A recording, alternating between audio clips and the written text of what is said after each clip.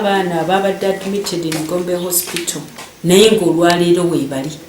Abaana bawenyera bakola ki naye bawaddeyo omuwendo olwa future yaabwe bazze weebali.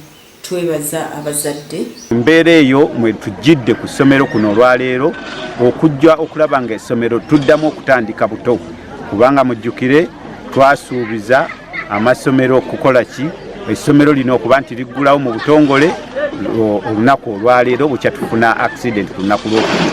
Ekyokusatu okujja okuzza emmeeme z'abaana kubanga abaana baafuna accident gwe gwolaba nti teyafuna accident naye alina accident kuba omutima gwe gwakosebwa. Abazadde bakyalimu omusujja n'ekiyongobero abamu tebasindise baana baabwe. Ekyokulabirako kya senior 4 tulinamu abaana 4 ng'ate kilaasi erina abaana 110 mu 10.